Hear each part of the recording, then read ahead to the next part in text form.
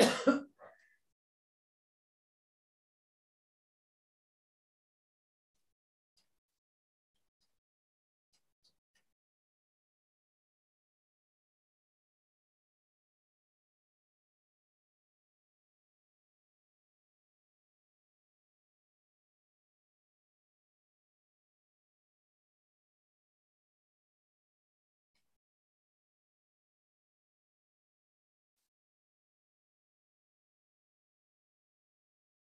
and cuddling kills depression.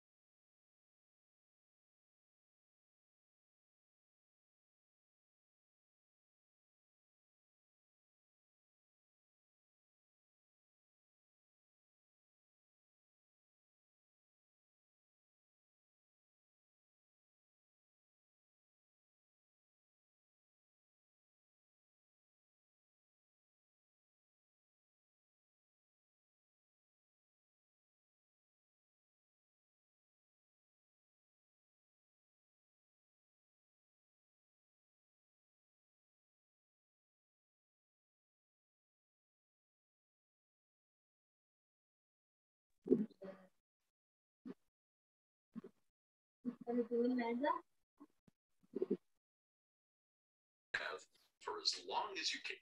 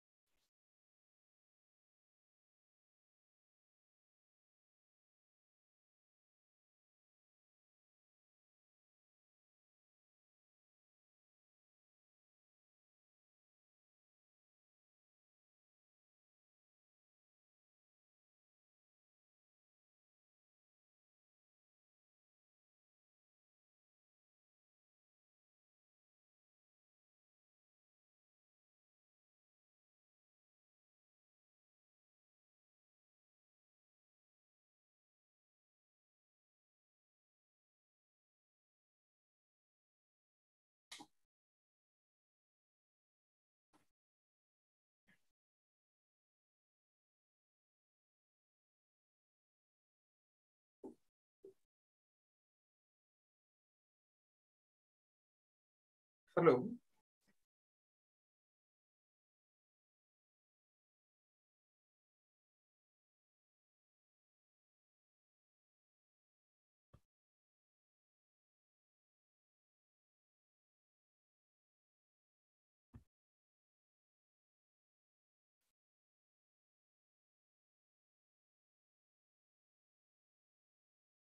Hello.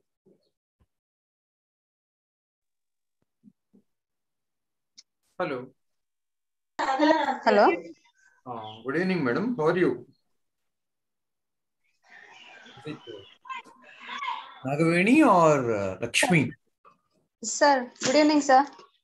Good evening, madam. Is it Nagaveni or Lakshmi Ramya? Nagaveni, sir. Where are you from? Sir, I am from Alur, sir, Karnool branch, sir. Madam, which place? Alur, sir. Oh, Karnool district. Yes, sir. Aleru or Aluru? Aluru, sir. Adoni, Aluru. Karnool district, sir. Oh, I see. Karnool? Karnool district, sir. Oh, I Karnool see. branch. Near Adoni. I see. Yes, sir. Good evening, sir. Okay. So, today is our session 6. Okay. Today is session 6. Okay. So what is today's date? 21. Sir? Today's date is 21/5/2020. Yes, sir. Today's date is 21/5/2020. Are you able to see the whiteboard? Yes, sir. Yes, sir. Okay. And this is session number 6. We have 2 more sessions other than this. Okay. I was answering. Good evening, sir. Discussing questions and answers from the question paper 2019. Okay.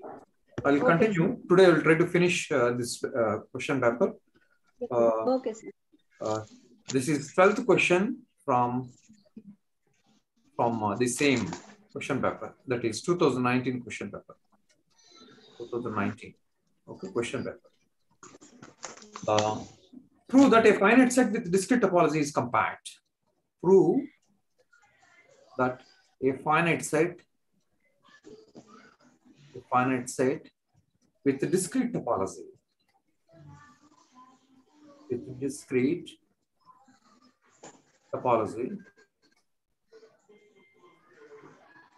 is compact.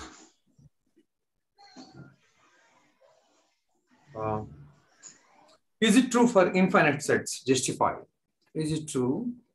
Is it true for infinite sets? Justify. Okay. Yeah.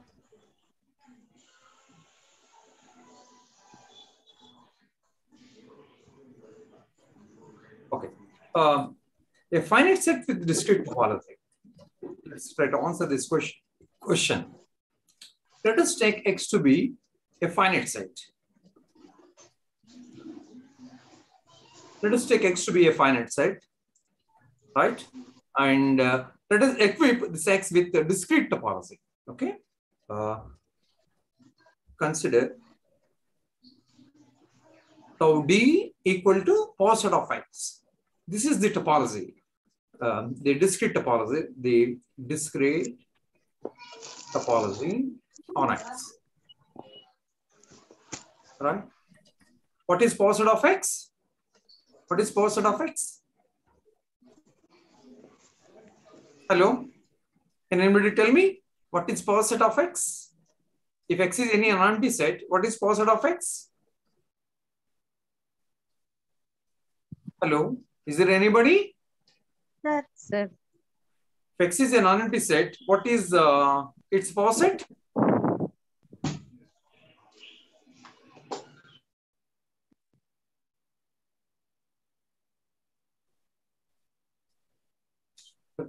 Ramayana, after listening to whole Ramayana, somebody asked what is Sita to Rama. There was confusion. Okay.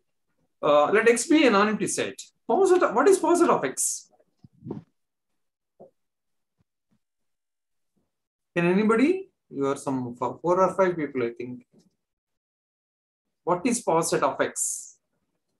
It is set of all subsets of X. It is set of all subsets of X. A contained in X such that, yeah, it is formed of all such A's. A such that A is contained in X. Okay, right? What is power set of X? Power set of X is the set of all its subsets. Set of all its subsets, sir. Yeah, yeah. Power set of X is A. Yeah. A says that A is contained in X. Okay. You collect all subsets of X. You collect all subsets of capital X.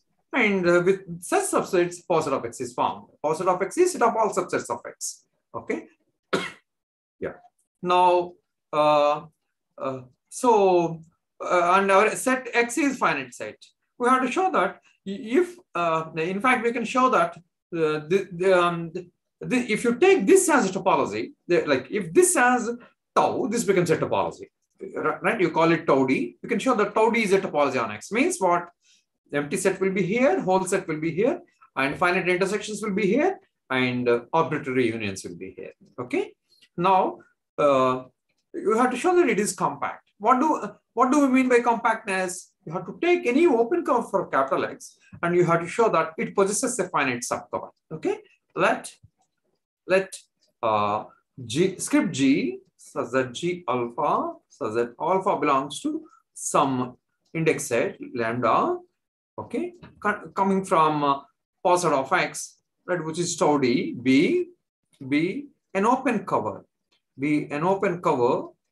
for X. Okay, let this be an open cover for capital X, right? To show capital X is, to check whether capital X is compact or not, right? We are asked to show that this kind of a finite set equipped with a discrete topology is a compact. Okay, to check compactness, we start with an open cover G alpha, such that G alpha comes from this topology tau D. Okay, right? And it is an open cover means what? Union of all these G alphas is capital X, right? Open cover means union of all these G alphas is capital X, right? So therefore, capital X is equal to union G alpha such that alpha belongs to script lambda. Okay. If you take the union of all these G alphas, it is equal to capital X because we are assuming that it is an open cover for capital X, right? Now, we are saying that X is a finite set. So we can assume let X be equal to some small x1, small x2, small x3 up to some small xn. Okay, there exists an n belonging to n. Okay, you can call this xn naught. There is a fixed number n naught, right? Because we're assuming that capital X is a finite set, there will be n naught number of entries in capital X. Okay, say they are x1, x2 up to xn naught. Okay, for a suitable natural number n naught. Right? This is because we are given that capital X is finite. Now, small x1 is here, so it will be in one of these G alphas. Okay, so xi belongs to capital X equal to union G alpha. Alpha belongs to script lambda. Right? You take a general element from these n naught number of elements. You call it xi. Okay. Consider xi belonging to this one, this capital X, which is union of G alphas. Okay, for I equal to 1 to n naught. Okay, I can take any suffix value from 1 to n naught. Right. So xi, small xi is in capital X, so it is in this union. So it has to be in one of these constituent sets. Okay, this implies xi will be in some G alpha I, right? There exists an alpha I in lambda, okay? For each I equal to 1 to n naught, right? Small xi is in this left-hand side, so it is in this union. So it will be in one of these constituent sets. Small xi will be in G alpha. You call it G alpha I for a suitable alpha I belonging to script lambda. Okay, and this is true for each of these n naught number of i's. Okay, now you take the union of all these xi's I equal to 1 to n naught. So what can you say? So union xi I, right? You treat this as a singleton and then take the union I equal to 1 to n naught. You treat this as singleton and take the unions. Okay, so you can also write union a singleton xi is contained in G alpha I. Okay, this can be written as this set singleton formed of xi is subset of G alpha I. Okay, now you take union on both sides. So union singleton xi equal to 1 to n naught is contained in union G alpha I equal to 1 to n naught. Okay, right.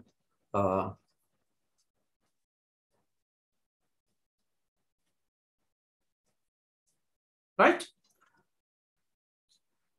You take union of all these sets I equal to 1 to n naught is contained in union of all these sets. G alpha is where I equal to 1 to n naught. Okay. Now, what is union xi where I equal to 1 to n naught? It is capital X. Therefore, capital X is contained in union G alpha I equal to 1 to n naught. Okay. And where is this union? This is subset of this. From this equality, this union is subset of this. And this union, these are right. These G alphas i's are some of these G alphas. So this union is subset of this. So this is contained in union G alpha. Alpha belongs to script lambda, and this is contained in capital X. Okay, by 1. Okay, by this equation, union G alpha is equal to 1 to n naught is contained in union G alpha. Alpha belongs to lambda, and this is subset of capital X. Okay, so in between capital X, union G alpha is equal to 1 to n naught lies. Means a capital X equal to this one. Therefore, capital X is equal to union G alpha I equal to 1 to n naught. Okay, so what we obtained? We started with an open cover. G alpha, script G, where G alphas come from tau d. Okay, I'm taking G alphas from tau d. So I have taken an open cover script G for capital X, right? And out of those G alphas, only finite number of them are enough to cover capital X. Means what? Therefore, capital X is compact. Okay. We started with a general open cover. We started with the general open cover for capital X. Okay. Out of this general open cover for capital X, we could obtain a finite subcover. Okay. Finite number of G alpha i's are enough to cover capital X. Okay. These are finite in number. These are n naught in number. I varies from 1 to n naught. Right. In fact, I should say alpha I. The suffix varies from 1 to n naught. Okay. Is it suffix or 1 minute?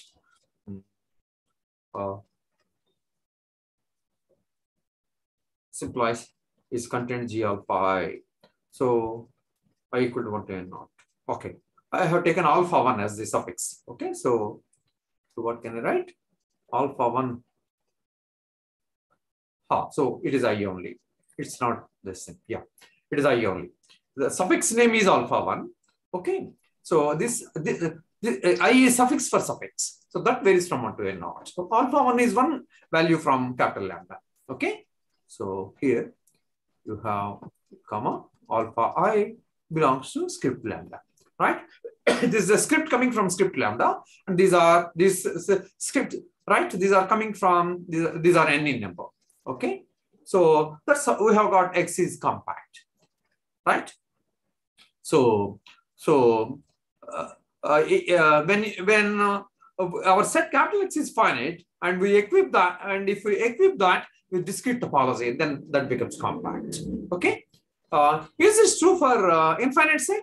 Can we, if we take infinite set here, X to be infinite set here, can we obtain Can we obtain X to be compact? Can anybody tell me? Harshvardhan, is he there? Okay. It is not possible. If you equip X, if you take X to be infinite set, then it won't be compact. See, now let X be infinite. Okay, from now onwards, let X be infinite set. Okay, and equip this with the discrete topology, opposite of X, the discrete topology. Okay, equip X with the discrete topology.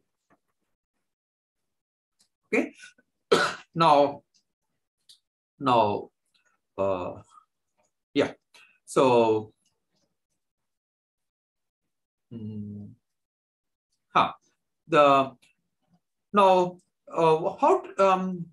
we show that X will not be compact. X is not compact. How to show X is not compact? What do we make compactness? Every open cover of X must have a finite subcover. Okay. Compactness means what? Every open cover. Compactness means every open cover must possess a finite subcover. What is negation of this? There should be at least one open cover which does not have a finite subcover. Okay. What is negation of this? There should be at least every open cover. Okay. There should be at least one open cover of X which does not have a finite subcover. Okay. Right.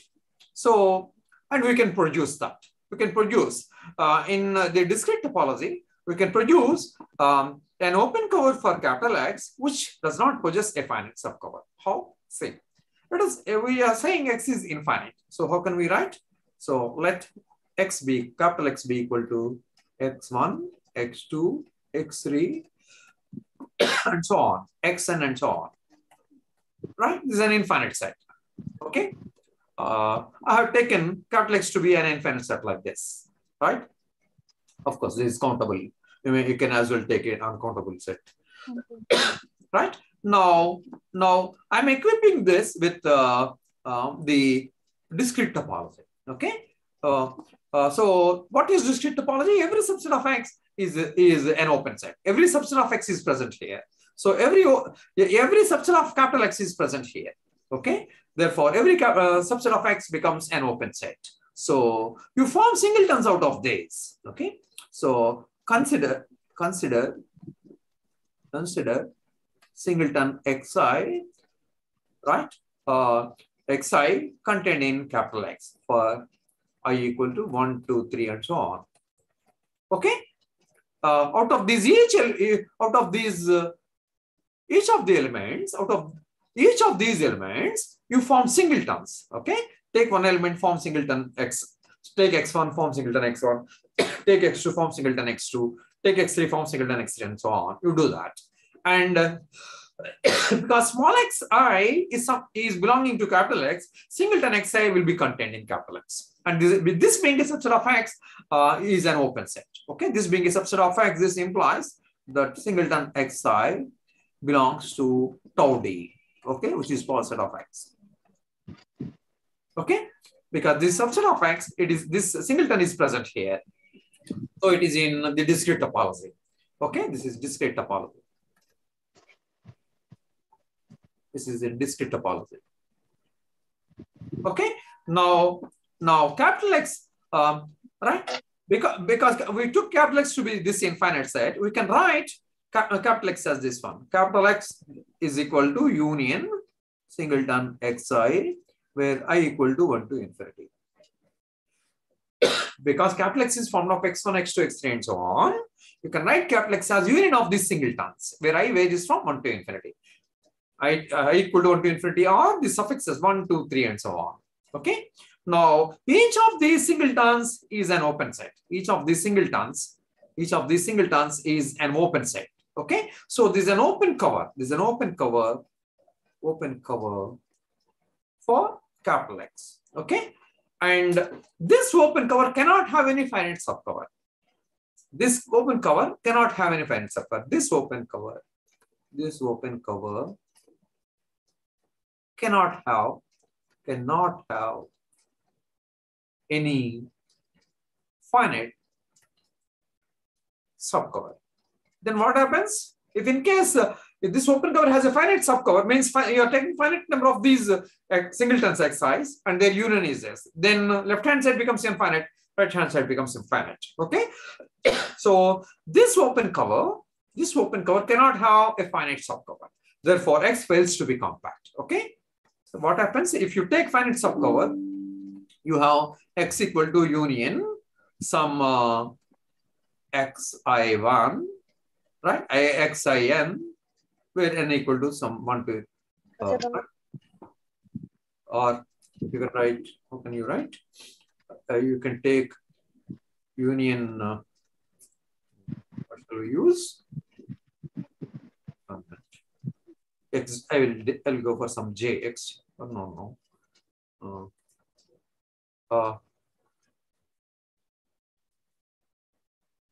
If you take X equal to a finite subcover, then which is equal to what?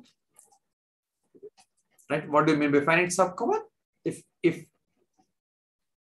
capital X is equal to finite subcover, if capital X possesses a finite subcover, means what? Finite subcover means what? Capital X is equal to union singleton X I, or you can take here some X K I where I equal to 1 to n. Yeah. Okay. I am taking capital X to be formed of n number of the singletons. Okay. I is varying from 1 to n, but Ki may take some suitable values where Ki's are coming from. Ki's belong to this one, 1, 2, 3, and so on. Okay, Ki's take values in 1, 2, 3, and so on. Okay, they are natural numbers. So I'm assuming that this capital X can be written as union of these n number of sets. Okay, right. I'm taking this as a union of n number of sets. Means I'm taking capital X to be possessing a finite subcover. Then this is what capital X is what? It is an infinite set. Okay. And each of the singleton is formed of one element. And therefore this union is formed of, right, n elements. Right? That is the contradiction. Okay. Which is finite. Right? A capital X is an infinite set and this union is a finite set. It is formed of n number of elements. Each singleton constituent set forms, it consists of a single element. Therefore, this union consists of n elements only. Okay. And therefore, this union is finite. Left hand side is infinite set. That is a contradiction. Okay. That's how this capital X cannot possess any finite subcover. So here we produced an open cover for capital X, which does not possess a finite subcover. Therefore, capital X fails to be compact. Okay. Therefore, X is not compact. X is not compact. Okay. So if you equip an infinite set, with discrete topology, it fails to be compact. Okay. That's what you have asserted. If you equip an infinite set with discrete topology, it fails to be compact. That's what you have asserted. Okay. And if your set is finite, okay, then if you equip that with discrete topology, then it becomes a compact set. Okay, it becomes compact set. Right? Okay. So that completes the answer. Next question is this.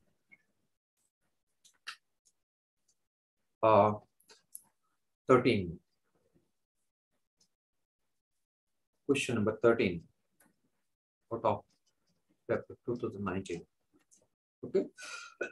Prove that continuous image of a Lindelof space is Lindelof. Prove that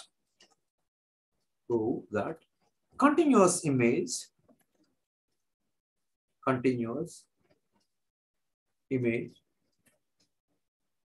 of a Lindelof space, of a Lindelof space is Lindelof.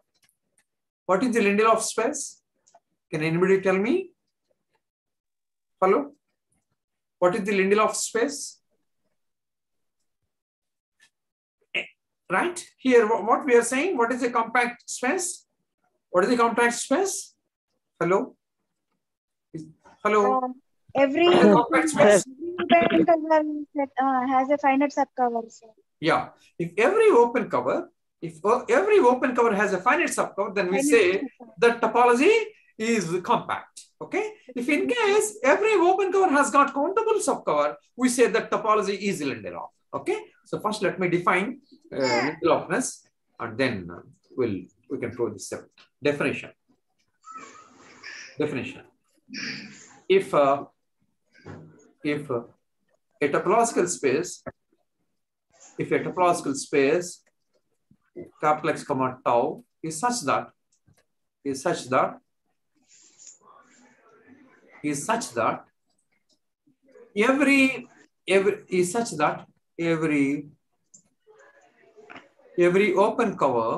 every open cover of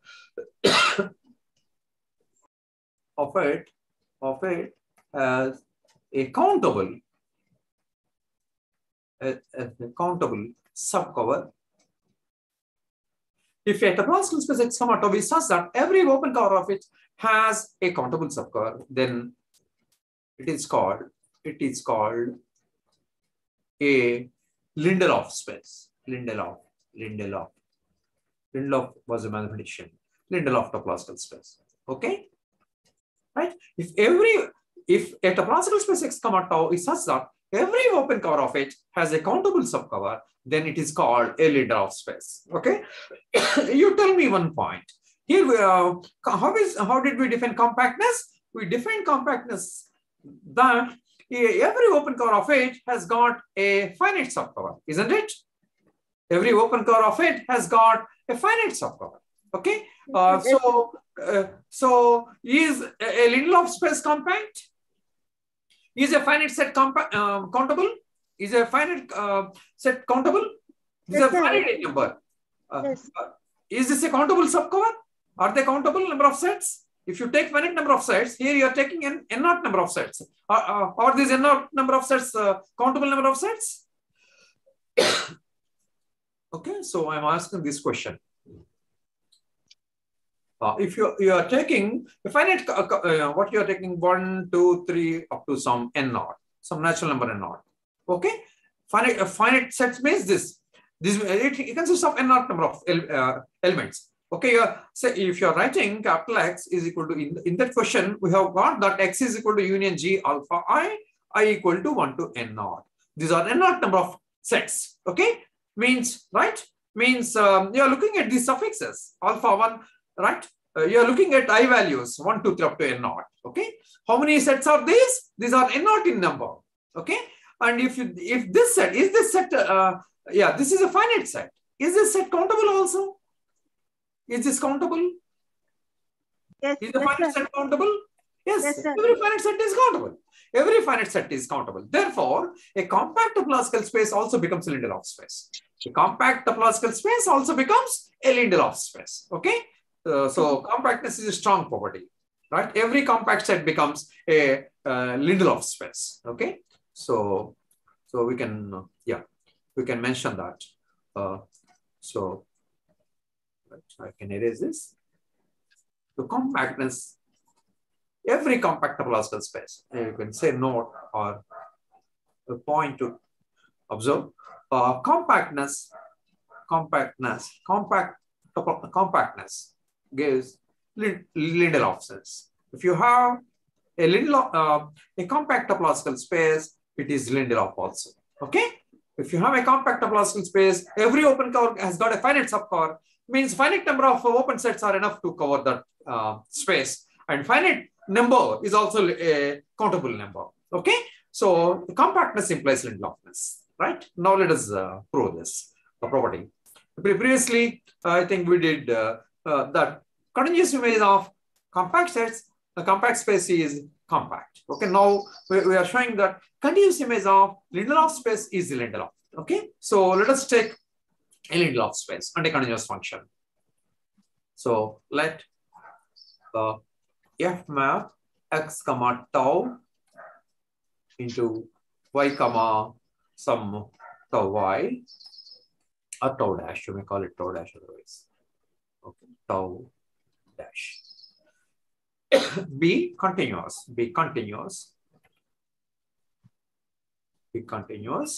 x comma tau, be Lindelof, be Lindelof, and y comma tau dash be a topological space.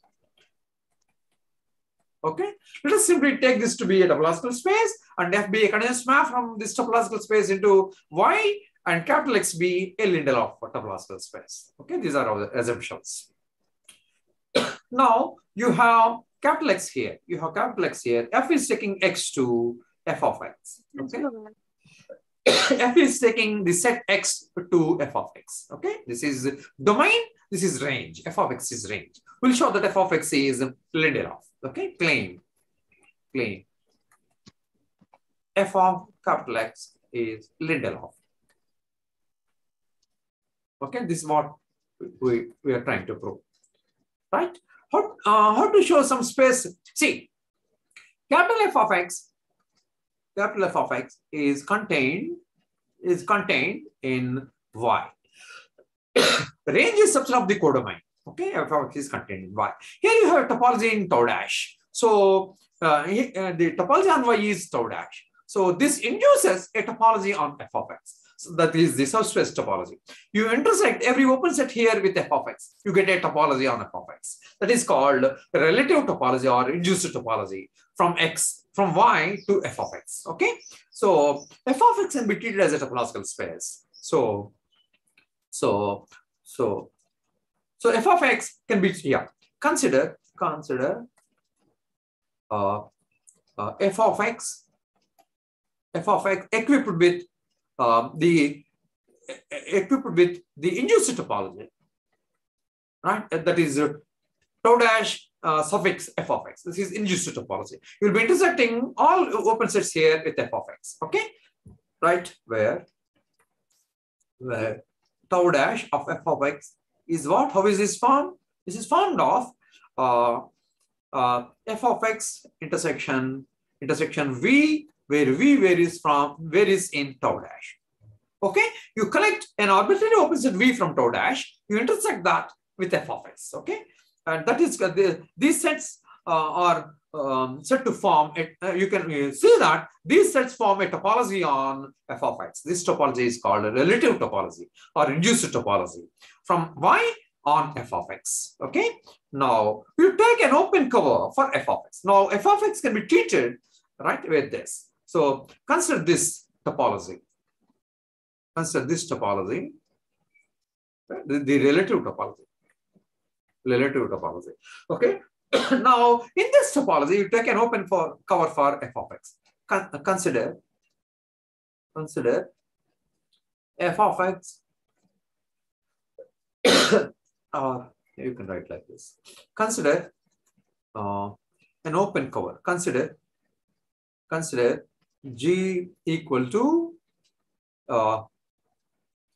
f of X intersection some V lambda, where lambda belongs to lambda and V lambda is coming from tau dash. Okay, you take an open cover for f of X. How are the open sets for f of X? They are f of X intersection some open set in this topology tau dash. Okay, so you take some V lambda, where V lambdas come from tau dash, and let them intersect with f of X. These are the open sets on f of X. Okay, so this lambda is varying over an index set script lambda. This is small lambda, this is big lambda, where V lambdas are coming from tau dash. Okay, let this be, consider this an open cover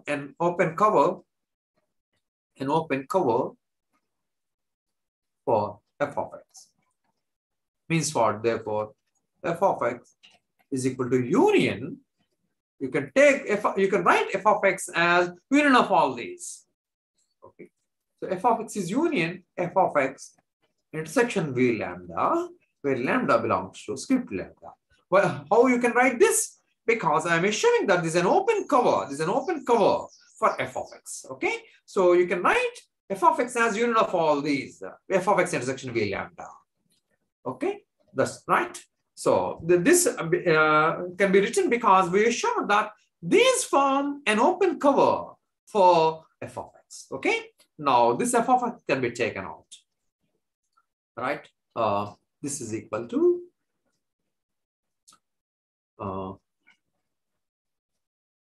f of x intersection union v lambda, where lambda belongs to lambda. Okay.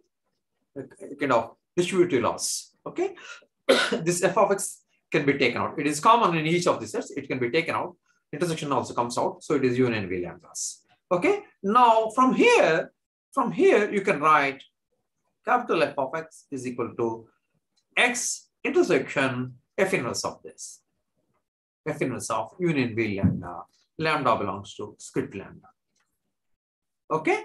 You apply f inverse on both sides. So x comes here, intersection f inverse of this comes here. Right? So from this equation, you have this. Now, this means what? F is contained in this. See, if A is contained in B, you can write A equal to A intersection B. Right? Right? If A is contained in B, B is this larger set, right? B is this larger set, and black colored set is A. This is A. Okay. If A is contained in B, this is black colored set is A, red colored set is B. If A is contained in B, you can write A equal to A intersection B. So that's what you are doing. X is equal to X intersection this. So X is contained in this. Okay. Right? In place of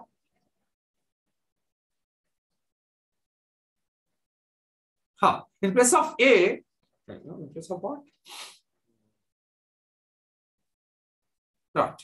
In place of A, you can take X. That's what it means. This implies X is contained in union in F inverse of, this is F inverse of union V lambda, lambda belongs to script lambda.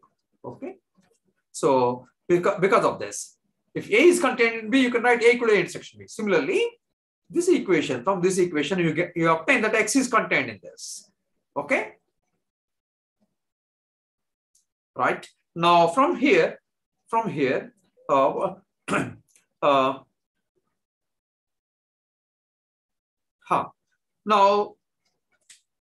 now, what kind of sets are these? H V lambda. What kind of a set is H V lambda? H V lambda is an open set. H V lambda is coming from tau dash. It is an open set. Okay. So, and F is continuous. So, if V lambda is an open set here, so F inverse of V lambda will be an open set in X. Okay. because F is continuous. F inverse of V lambda, in fact, this is equal to F inverse of you can write union F inverse of V lambdas. V lambda. Okay. F inverse of V lambda, where lambda belongs to big lambda. Okay. Right? You can bring F inverse inside. This is union F inverse of V lambdas. Now, because each V lambda is an open set, each V lambda, F is mapping X into Y. F is mapping X into Y. Each V lambda is here. Each V lambda is here. V lambda is contained here. So F inverse V lambda will be here. This is F inverse V lambda will be contained in X. Okay. V lambda is contained in Y. Okay. V lambda is contained in Y. Okay. So F inverse V lambda is contained in X. Right? Now, so and because F is continuous, each F inverse V lambda is open. So this is an open cover. Okay. Therefore, X equal to union F inverse V lambda or V alpha. Okay, V lambda, where lambda belongs to lambda, is an open cover. Is an open cover because f from X into Y is continuous. Okay, because f is continuous, f inverse V lambda is open. So for X, you have got an open cover, and you assume that your X is Lindelof. Your X is Lindelof. Okay, your X is Lindelof. So this open cover possesses a finite subcover. X is Lindelof. So implies there exists, right? X implies X equal to union F inverse of V lambda I, where I equal to from 1 to infinity, where lambda i's are coming from script lambda. Okay, right? So because this is an open cover for X, and X is assumed to be Lindelof. X is assumed to be Lindelof. Out of these uncountable number of things, you can take only one countable number of elements, F inverse of V lambda i's, where I equal to 1 to infinity. These are countable number of things, such that their union is equal to capital X. This you can do because you are given that your capital X is Lindelof. Okay. Now from here, you can write capital X is equal to F inverse of union V lambda I equal to 1 to infinity. Okay, you can bring F inverse outside. Okay, from here you can write f of X is equal to union V lambda I equal to 1 to infinity. Okay, so from here you bring F inverse to left hand side. You have f of X equal to union V lambda I, where I equal to 1 to infinity. So you are able to write f of X as a countable union. These are countable in number, right? These are countable in number. So you assumed that your X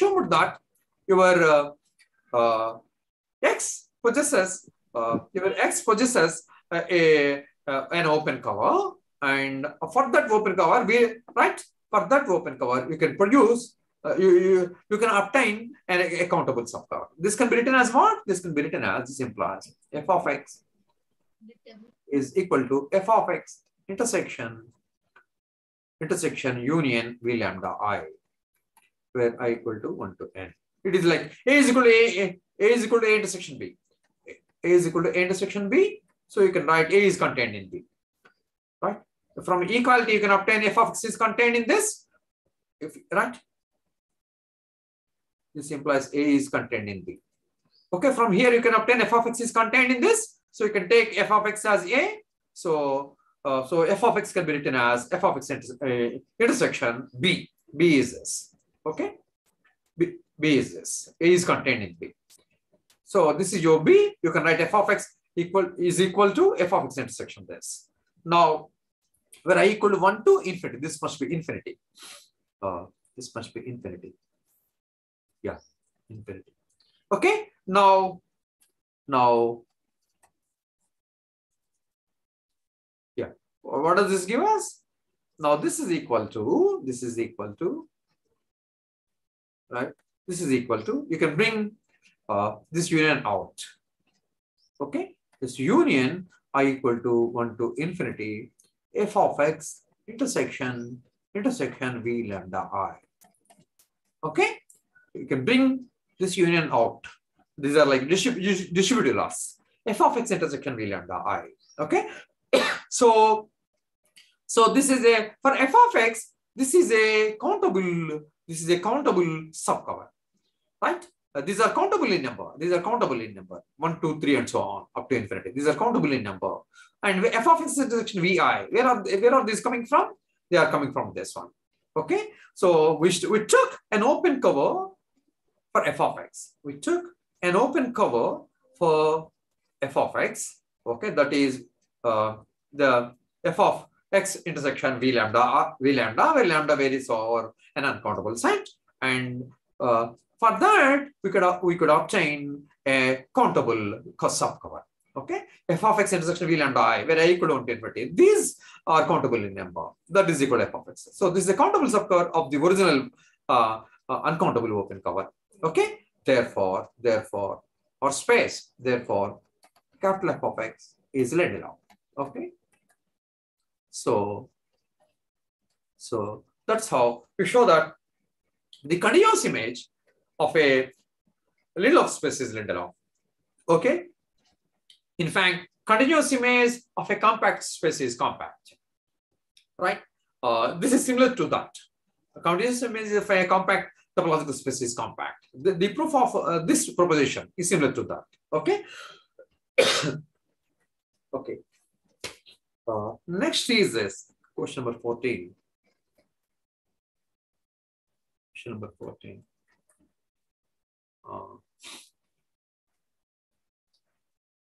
Prove that a Cauchy sequence in a metric space is bounded. Cauchy sequence, Cauchy sequence in a metric space, is bounded.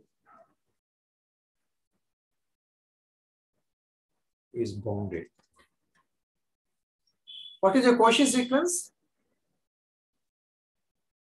Cauchy sequence in a metric space is bounded. What is a Cauchy sequence? Hello? Consider let xn, where n equal to 1 to infinity, be a Cauchy sequence in metric space,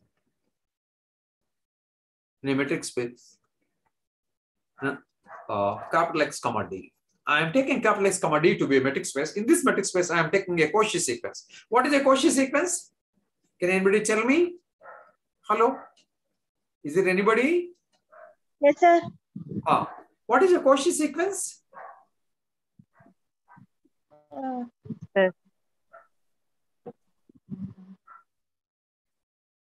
What is a Cauchy sequence? In your BSc, you might have studied. And in one of my previous sessions, I was discussing. What is a Cauchy sequence? Can you see into your book and tell me? What is a Cauchy sequence? Completeness, right? In the question 5b, I was talking about completeness, right? What is a complete metric space? When do you say a metric space is complete? If every Cauchy sequence converges. What is a Cauchy sequence? Please see into your book and tell me. This is the problem. You people are not perfect with the definitions. Can you see into your book and tell me? If you don't say simple things, how can I proceed? Please, sir, sir, what is a Cauchy sequence? With the terms of the sequence, eventually all become the arbitrary close to one another, sir. 1 minute, 1 minute. Be slow. There is some disturbance. Please be slow. Repeat. The sequence which is close to one another becomes arbitrary and close to one another, sir. Yeah. After? When we take, say, like epsilon greater than 0 for any natural number, sir. When we take the two numbers like, say, m and n, modulus m minus am will be less than epsilon. Very good. Okay. Yeah, it's like this. That is, okay, this implies for every epsilon positive, there exists a natural number n naught such that for all n comma m greater than or equal to n naught, greater than or equal to n naught, the distance between xn and xm is less than epsilon. Okay. See, you have a sequence. X1. Okay. You have a sequence X1, X2, X3, and so on. Okay. And there is just a natural n naught. Okay. After n naught number of entries, if you look at the x n naught plus 1 and x n naught plus 2 and so on, if you look at these entries, out of these, every pair, right? Every pair, the distance between every pair will be less than epsilon. You don't know about these n naught number of entries, okay? But after leaving finite number of things, after leaving the finite number of initial things, right? Between every other pair on the right hand side, the distances will be less than epsilon. Okay, means they are arbitrarily close, right? It's like this. So you're in a metric space. You're in a metric space, right? You have x, right? You have a sequence like this.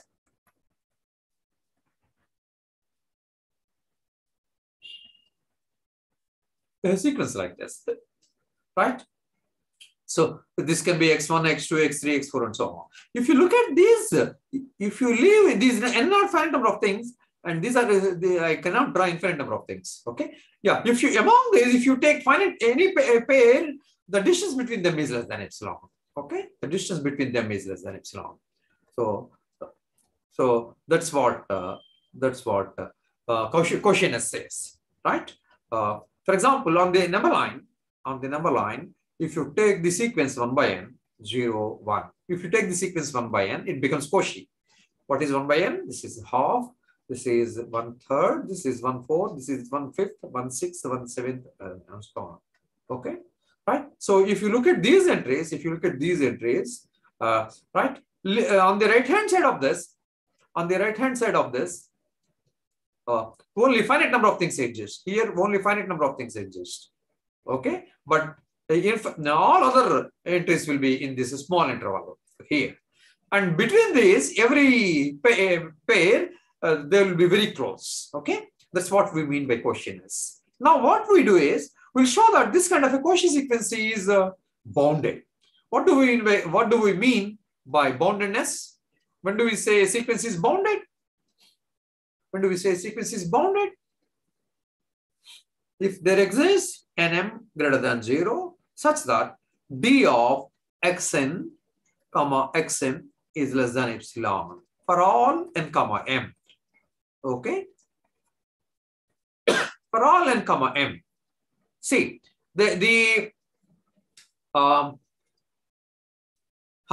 if you're starting with an arbitrary epsilon, you take one positive number, some epsilon equal to epsilon naught, and this is less than epsilon. For sufficiently large n naught, this is true.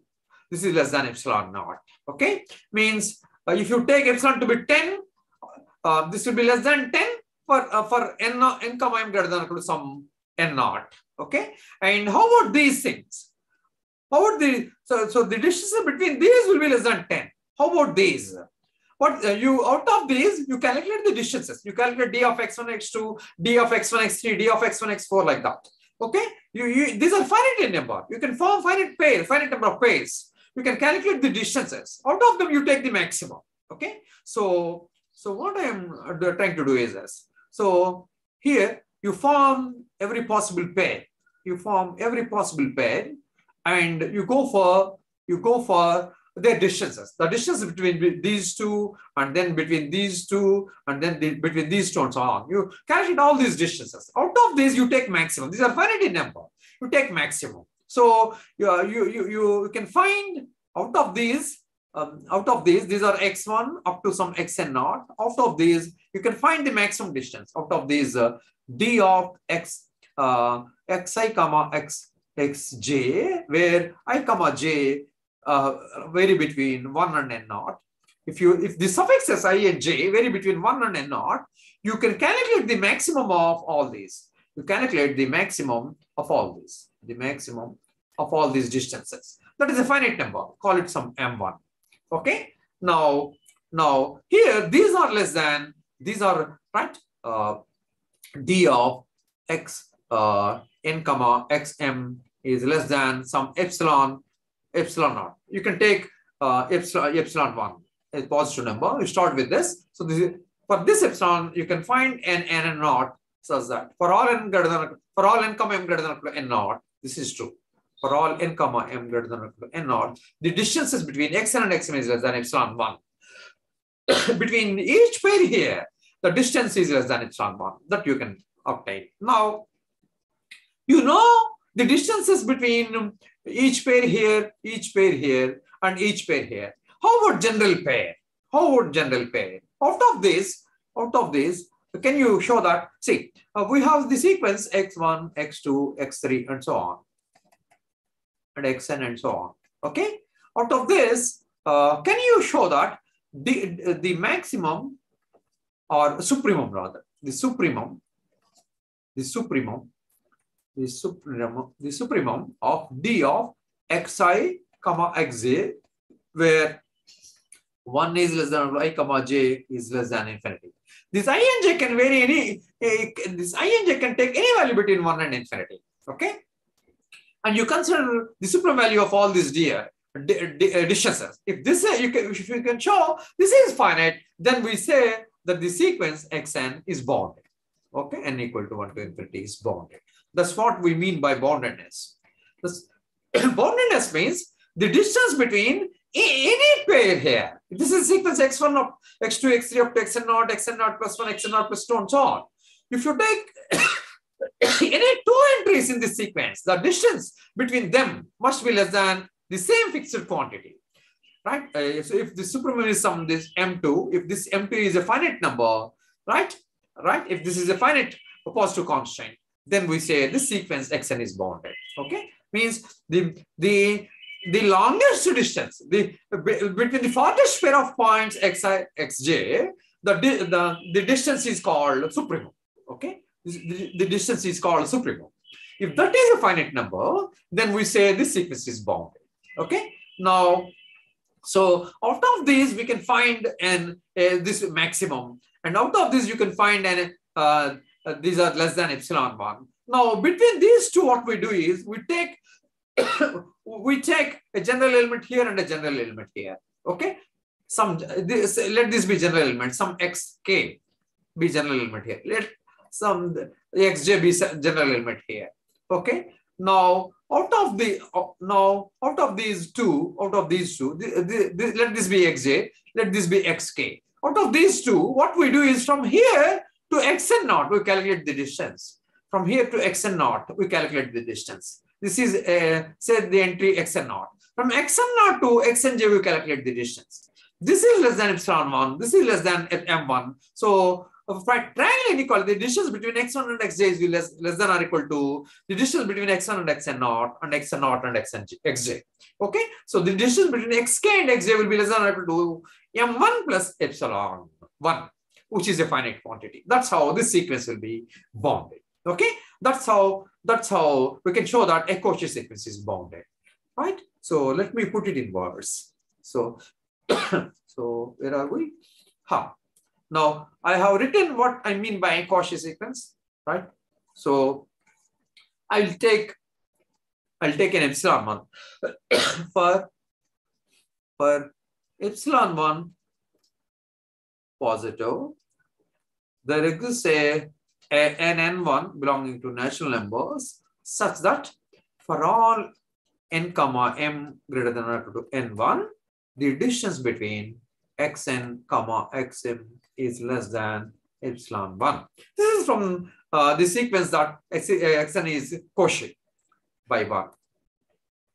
Okay, I am giving a number for this. For Cauchiness, I am giving number 1, equation number 1. So from Cauchiness, this comes. Okay. For epsilon 1, correspondingly, I get a natural number n1, so that for all n comma m greater than or equal to n1, the distances between xn and xm is less than epsilon 1. Now let m1 be equal to maximum of what are these, when are these suffixes less than n1, so consider them. So let n comma m less than or equal to n1. So you go for the distances between xn and xm. Here the suffixes are n and m, but here they are at least n1. Now here they are at most n1. So there is a difference between this expression and this expression. This is greater than or equal to, this is less than or equal to. NMR greater than or equal to, NMR less than or equal to. Okay. Now out of this, you are taking the maximum of all these, calling it M1. So you are means you are taking the maximum distances between pairs here. You are forming different pairs and you are looking at the corresponding distances d of xi, xj. Out of them, you are taking the maximum, calling it M1. Okay. So this you have. So once you have this, you have this. So for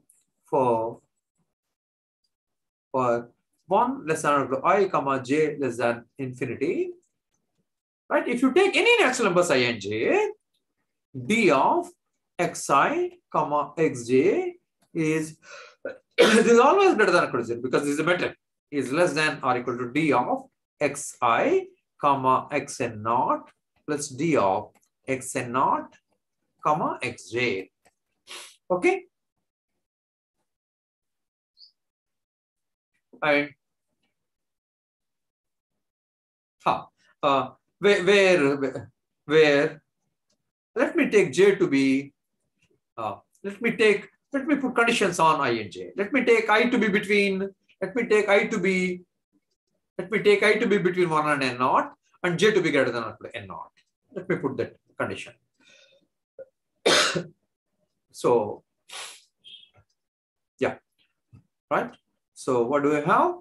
Let me put I is less than or equal to n naught and j is greater than or equal to n naught.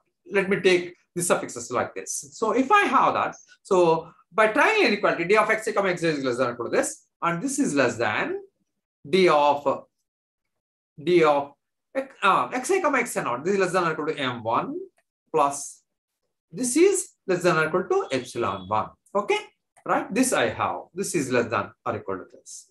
Right? Now, this is 1. What is the other case? What is the other possibility? Case 2. This is case 1. This is case 1. Case 2 is 1 less than or equal to I, comma j less than or equal to n naught. Okay. In this case, d of xi, comma xj. This is less than or equal to, yeah, I am taking I and j to be between, I and j are varying in this. They are less than or equal to n naught. So what do I have? This is less than or equal to m1. Okay, because of this. Because of this condition, you can give a number for this 2. Because of this, if your suffixes are less than or equal to n1, so these distances are less than or equal to m1. Okay, that's what I wrote. Right, case 3. What is case 3? These suffixes are greater than or equal to n naught. For 1 less than or equal to no. This is I, comma j greater than or equal to n naught. Okay. Less than or equal to n naught comes here. Here greater than or equal to n naught comes. So for these, what can you write? You take this one. You take what? Epsilon 1. You take this. I, comma j are greater than or equal to n1. So you take this. You call this 3. You call this 3. You call this equation 3. Okay. Now, for I, comma j greater than or equal to n1, d of x, comma d of xi, xj is less than epsilon 1. So,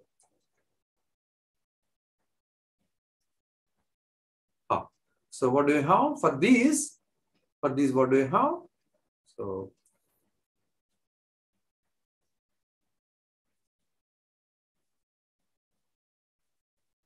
right? You have d of xi, comma xj is less than or equal to epsilon 1. Here, m1 is less than or equal to m1 plus epsilon because your epsilon 1 is positive. So this is less than, because epsilon 1 is positive, this is less than some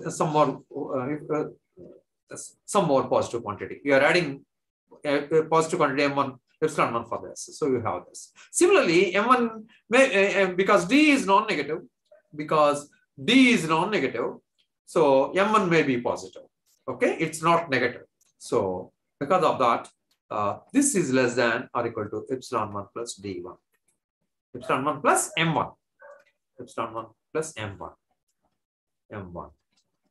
In any case, you have got that only these three cases are possible. Even if you interchange I and j, you get the other possibility. So, briefly, these three cases arise. So, in any case, in general, d of xi comma xj is less than epsilon 1 plus m1.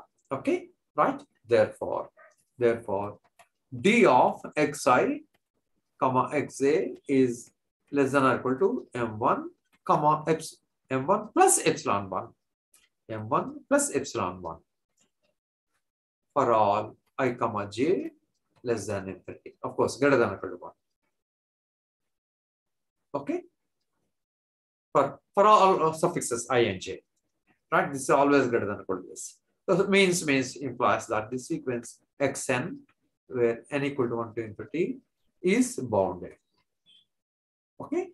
We have taken a Cauchy sequence. We have taken a Cauchy sequence and showed that it is bounded. We took a Cauchy sequence and showed that it is bounded. Okay, we calculated the distances between these finite number of things, and then the entries that follow xn naught between we calculated. We have seen that these are less than or equal to epsilon 1 from Cauchiness. And then in general, if you take an element here and an element here, that will be less than or equal to sum of the distances from x1 to xk to xn naught and then xn naught to xj. Okay, by triangular inequality. So by triangular inequality, you have these three inequalities. Okay, these will give you that this sequence xn is I think I went, that the sequence is bounded, xn is bounded. Okay, that's how in a metric space, a Cauchy sequence is bounded. Right? Then I will go for 16. I'm not going fast. I'm afraid you may not be able to understand. Give an example of a metric space which is not second countable. A metric space, example of a metric space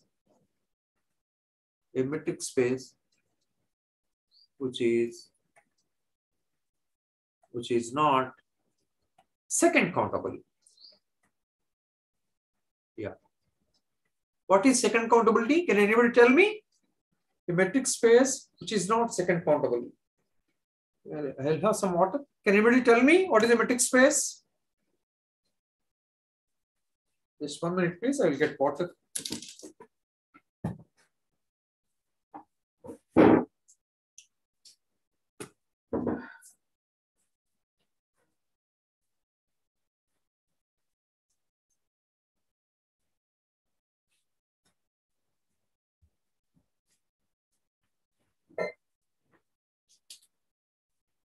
Hello. Have you said anything? I was away from this. Mike. What is a second countable topological space?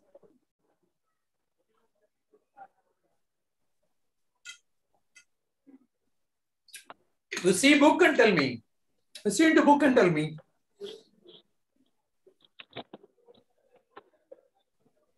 What is a second countable topological space? When do you say space is second countable? Hello? This we did in the first class, I think. Or second class. What is a second countable topological space? Hello? Hello, sir. Please look into book and tell me. Metric space, if and only if it is separable, sir. And it is only a metric space. If and only if it is separable. No. Maybe. Let's see.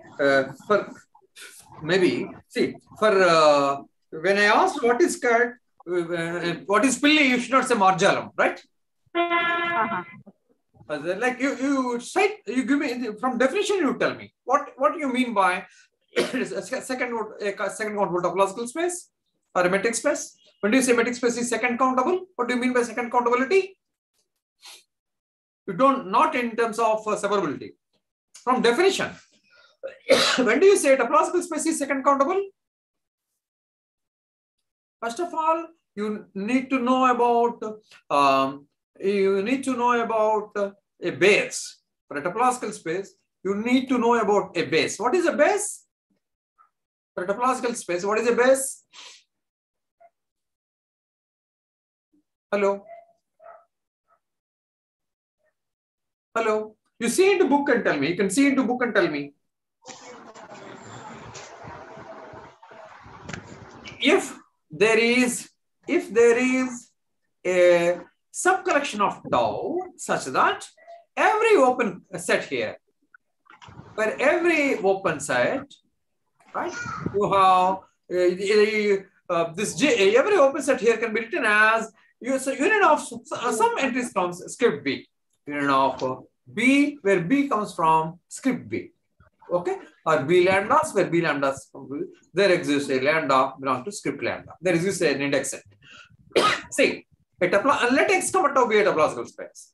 For this topological space, a base is a subcollection script B of tau such that if you take any open set G from tau, then this G can be written as union of certain members from script B. G can be written as union of certain members. This certain collection may be uncountable or countable. Okay, it can be written as union of certain number of elements, B lambdas coming from script B. Okay, means this G can be written as union of entries from script B. This G can be written as union of certain entries from script B. Okay, right, and this is true for each and every open set. This you can do for each and every open set for the same script B. Then such a script B is called a base, an open base. It is formed of open sets. So this is called an open base. Okay. If this open base is countable, if this open base is second countable, then we say that topological space is second countable. Okay. If this open base is countable, then we say that topological space is second countable. And every metric space is a topological space. Every metric space is a topological space. Every metric space generates open sets, and those open sets will be forming a topology. And that topology is called metric-induced topology. So every metric space can be viewed as a topological space. Okay, and the topology induced from that metric, you look at if you have second countability, then we say that metric space is second countable. Otherwise, it is not. Okay, so how to show that a metric space? How to give an example of a metric space which is not second countable? Means we should know a topological space which is not second countable. Can you give an example of a topological space which is not second countable? I missed one page, 13 I missed. Okay, right, I will go back to 13. Yeah. 14 I think, 14 I missed. I'll go back to 13, 14 I missed. Entered 15 after 13. Okay. What is an example of a topological space X tau, which is not second countable?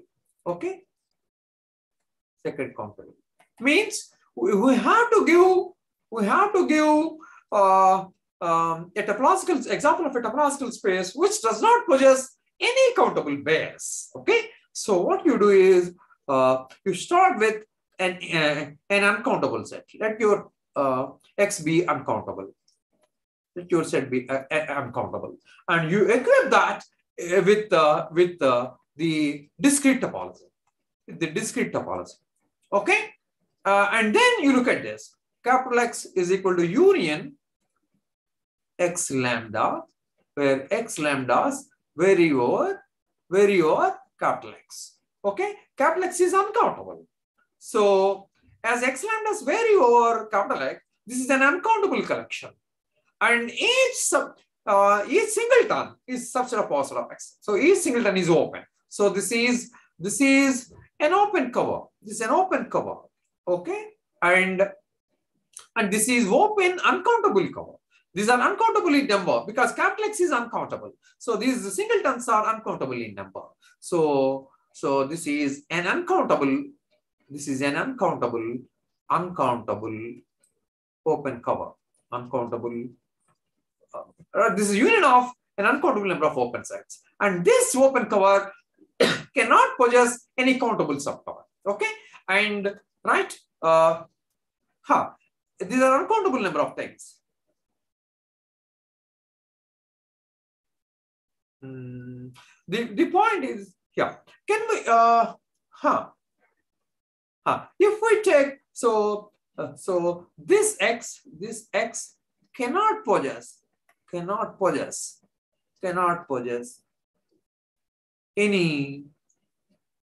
countable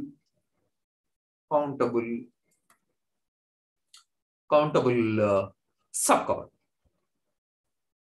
Do you agree? Subcover for any base, from any base, any open base, script B for capital X. Okay, right?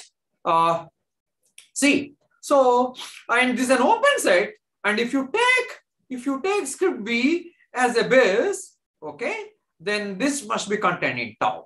And this is an open set, so x lambda must be here, right? So each x lambda will be belonging to script B. If you take any base, script B for tau, and because each singleton is an open set, I'm taking the discrete topology. Therefore, each singleton is open. So each of these sets will be contained. This singleton will be union of certain entries from script B. So that entry has to be singleton. That's how x lambda will be inside. Singleton x lambda will be here for each x lambda. For each x lambda coming from script S. For each x lambda coming from script X. Okay, you consider the singleton. This will be contained in this. And how many are this kind of x lambdas? These are uncountable. These are uncountable in number. Okay, right? These are uncountable. Capital X is uncountable. So this is uncountable. This is uncountable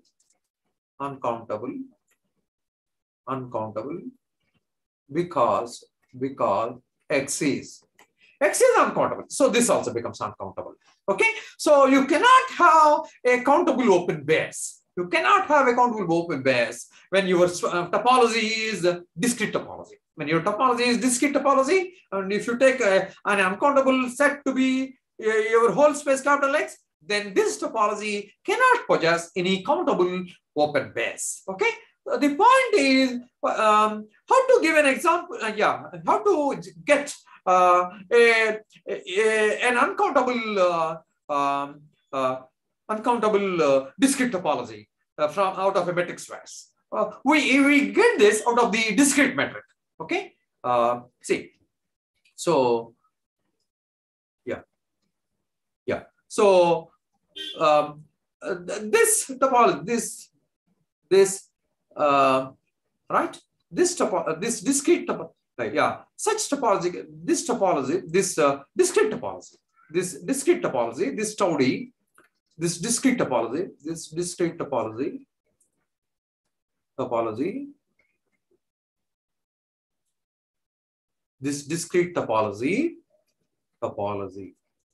can be obtained.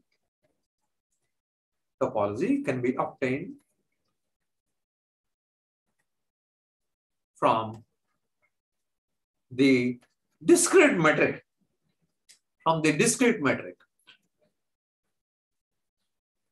What is discrete metric? D of x comma y is equal to, what is discrete metric?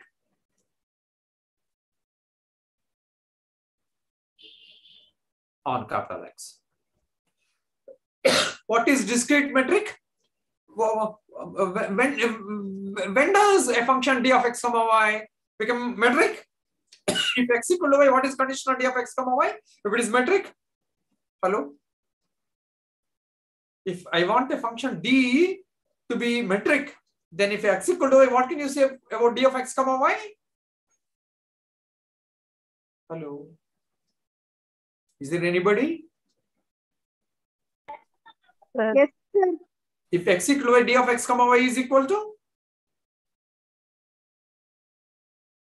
what? If x equal to y and if d is metric, d of x comma y is equal to 0. What is the distance between? What is the distance between from your house to your house itself? What is the distance between d of x comma x? The points are same. What is the distance between them? 0. Yeah, 0. From the definition of the discrete, from the definition of metric. If x equal to y, d of x y is 0. From the definition of metric. Okay. So whenever you want to define a function to be a metric, you must have that d of x comma y is 0 whenever x equal to y. Okay. And what is the next one? Where is the eraser? This one. Yeah, this is 0. Okay. If x is not equal to y, what can you say? What is the condition for this? When can this become metric? D of x comma y has to be non-negative. Okay. And d of x comma y is equal to 0 if and only if x equal to y. X equal to y plus d of x y equal to 0 means this is not equal to 0 plus x is not equal to y. X is not equal to y is not equal to 0 means it is not equal to 0 means it has to be positive. If your x is not equal to y, your d of xy has to be positive. So you define this to be 1. Okay. You define d to be 0 when x is y. If x is not equal to y, you define it to be 1. You can show that this is a metric on any non-empty set. On any non-empty set, you take this function d to be 0 when x is y. If x and y are distinct, you take d of xy to be 1. You can show that this becomes a metric on d. And this is called discrete metric. This metric, from this metric, you get a topology. From this metric, you get a topology. That topology is a discrete topology, right? The topology induced by this metric. This metric is discrete topology. Tau d equal to discrete topology. Is discrete topology. Okay. So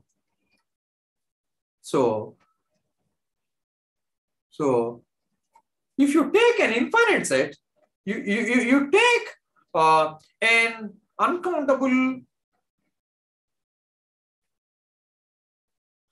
You take an uncountable infinite set, right? On that, you equip discrete metric. You obtain discrete topology, and this discrete topology on this uncountable set becomes it cannot possess any countable pairs. It cannot possess any countable pairs. So this this topology is not second countable. Okay, so it fails to be second countable. It fails to be second countable. Okay, right? So now an uncountable set, an uncountable set, capital X, equipped with discrete metric,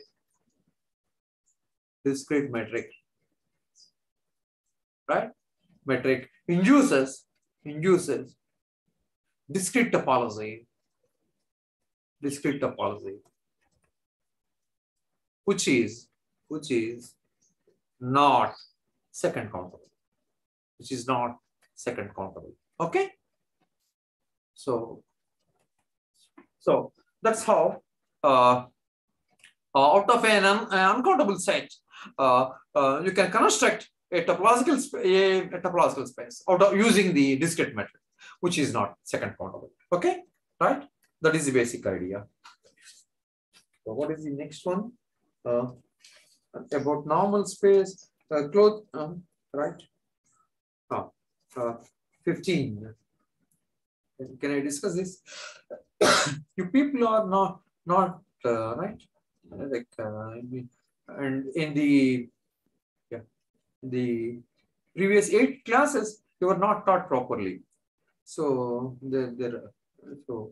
and so many other problems are the reason for your present situation. Question number 15. Question number 15. Prove that a closed subspace of a normal space is normal. Closed subspace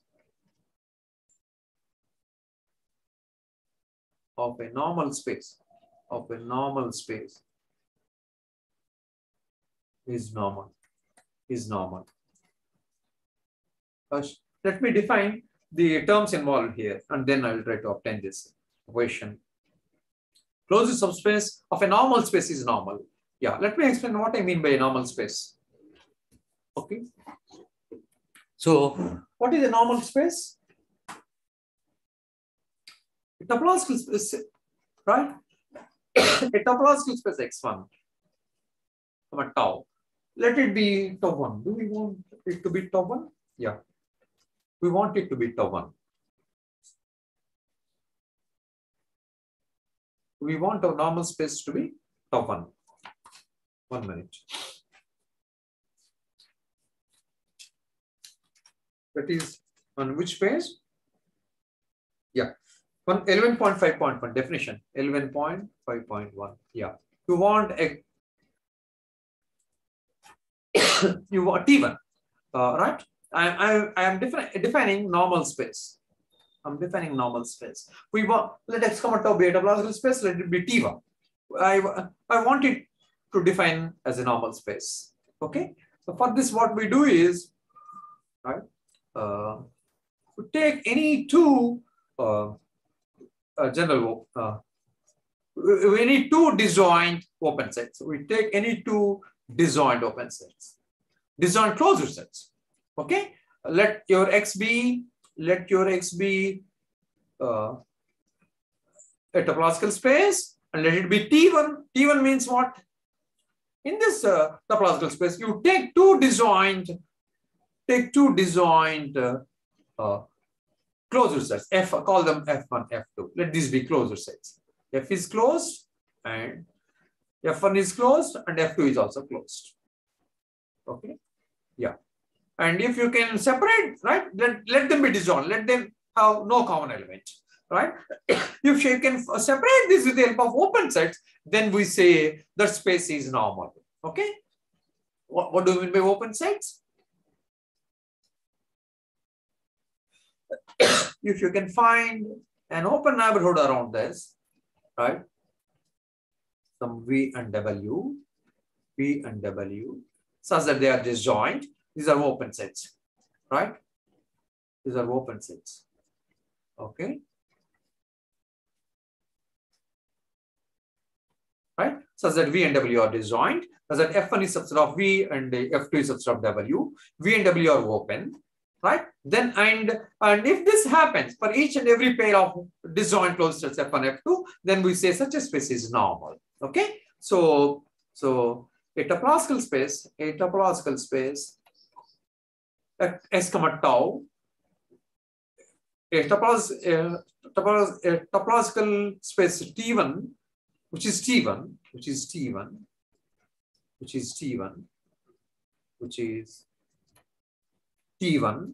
and is said to be normal if and only for every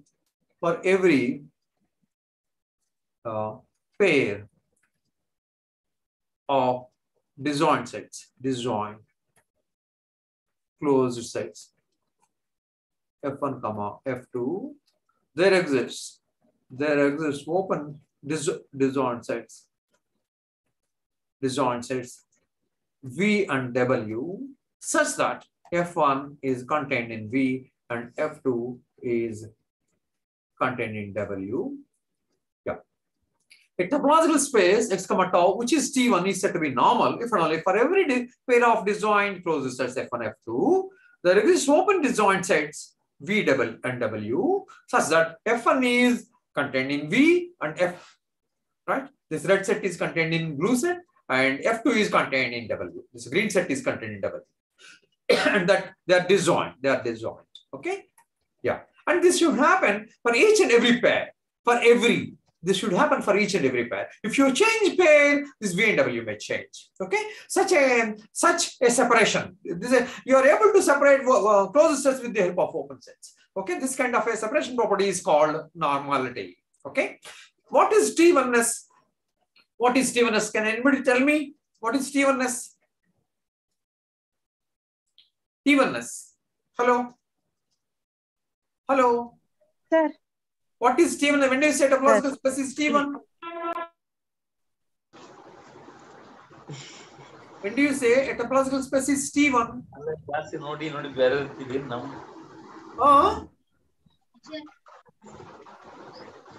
Please loud. Be a bit loud. I haven't put on hearing this thing machine. When do you say topological space is T1? Is T1? When singletons are closed. T1s is same as saying that singletons are closed. Okay? It is equivalent to saying that. It is equivalent to saying that, right? If you have 2 points, X and Y, and if you can separate them, if these are distinct, if you can separate them with the help of open sets V and W, which need not be disjoint, right? Such property is called T1s. And if this can be done for each and every pair of distinct points X and Y, that property is called T1s. This is same as saying that singletons are closed. Singletons are closed. Okay. Okay. T1s is same as singletons are closed. Okay. If small x is coming from capital X, if the small x is closed for each and every small x, then we say that property is T1s. Okay. So in the next class, I'll continue with this, right? So I would like to stop here. Please be thorough in the definitions we have discussed. Please end the class, sir. Time up. Yeah. Of course, I do. Okay, sir. I do. I also have to leave. Right. Thank you. Any other point? I will stop here. Any comment, remark, observation? Sir. Can you stop here? Already somebody warned me. Oh, acha, from our people, university people. Okay, goodbye.